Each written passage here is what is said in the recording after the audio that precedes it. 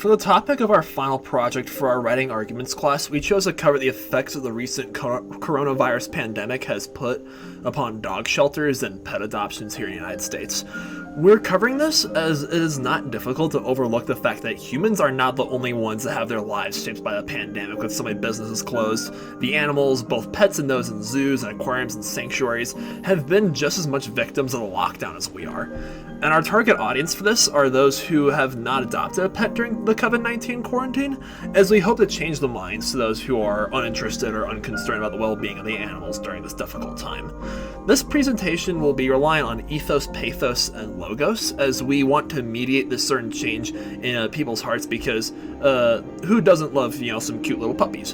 In addition, people are abandoning cats, dogs, and other pets during this outbreak, leaving more animals homeless and in need of proper treatment.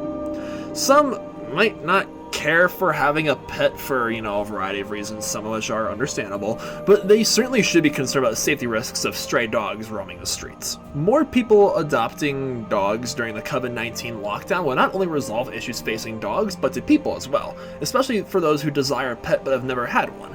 If there is ever a time to adopt your first pit bull, a quarantine due to a deadly virus, ironically, may be your answer.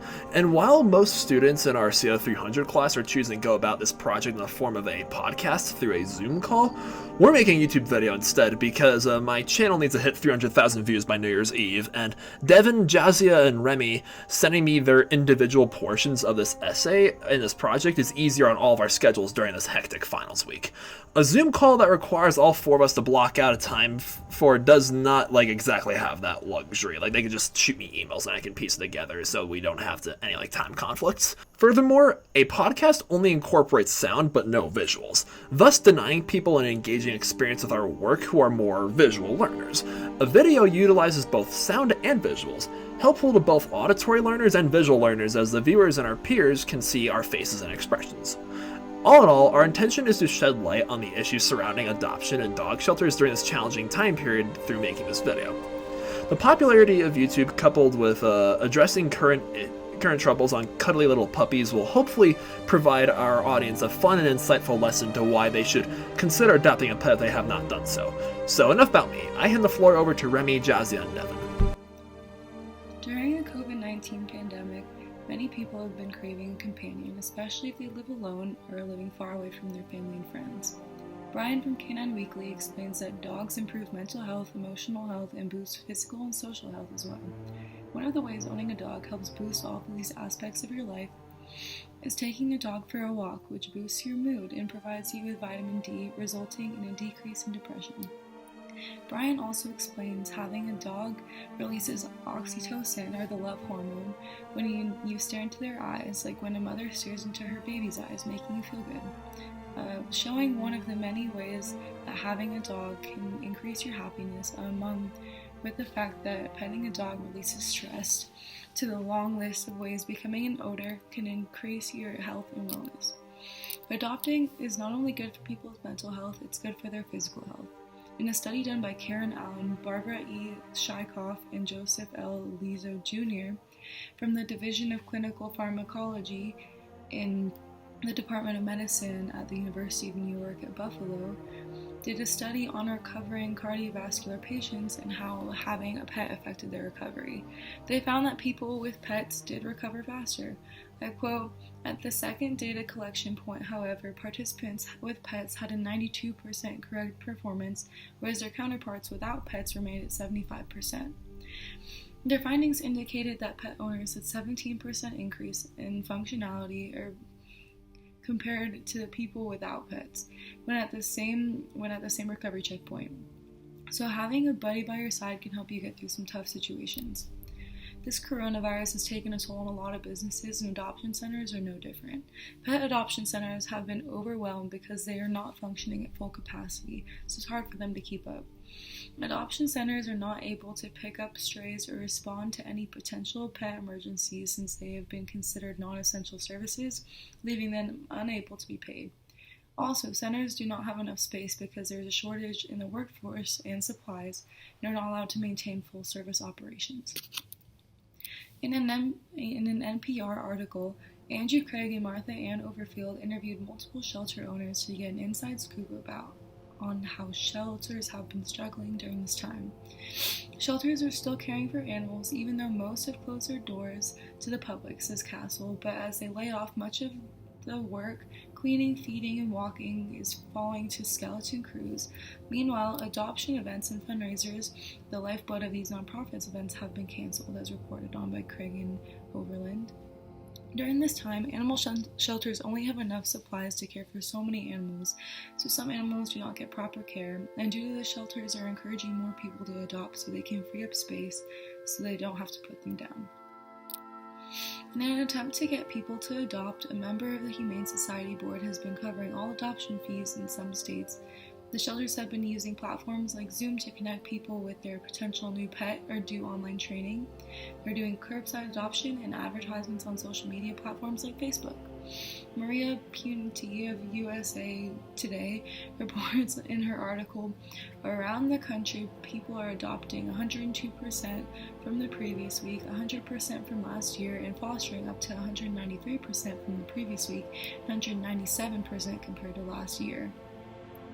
Many people around the world are gaining new companions for themselves and have helped adoption centers become less crowded and even fostering to help take some of the weight off the shelters. A big reason why adoption centers are even more crowded than usual is due to people returning their dogs because they can't afford to take care of them. Many people have lost their jobs due to this pandemic, and even though there are programs like unemployment, the stimulus check, and landlords are easing up on rent, it is still not enough for people to take care of their pets, especially if they're having a medical emergency. Also, in these trying times, a pet can be in an unsafe household, not just one where they can't be afforded. In an article in The Conversation, there is a discussion where pets stand in the shelter in place, and while it's sad, shelters are encouraging people to give up their pets if they are unsafe in an unsupportive environment so they can be put in a proper home. I quote, "Throughout the pandemic, domestic violence rates have skyrocketed around the world as people in abusive households are shut in. The animals are often left out of these conversations on domestic violence despite often being the victims themselves. A 2008 Victorian study found that 53% of women who entered a shelter to escape from domestic violence said their pets had also been harmed." From Fraser 2020. Fraser wants people to also keep in mind that pets can be negatively affected by people's frustration, and they should be put in proper homes, and make sure that shelters and agencies are screening families to make sure that they know adopting a pet is a lifelong emotional and financial commitment, and when they go back to work they will not be abandoned or forget about their animal. It is no secret that taking care of pets can have a financial and physical burden on some people. Pets can be dirty, disobedient, irritating, tiring, and do naughty things around the house. Some owners might face the problem of dogs tearing up their clothes, shoes, couches, walking around the house with dirty paws, using the bathroom on the floor, or even getting into food that they were not supposed to touch. Incidents like these are some of which families will think of before considering adopting a pet. They must be constantly walked, fed, taken to the vet, up to date with shots, other health-related things, and more. Not to mention, you have to pay for all of this: food, water, grooming, dog toys, treats, beds, other dog essentials, and health-related expenses. For the next 15 years, you will have to deal with all of this and more to properly take care of your adopted pet. You question in your mind, how will I be able to afford this? What if I do not have the time I think I do to take care of this animal?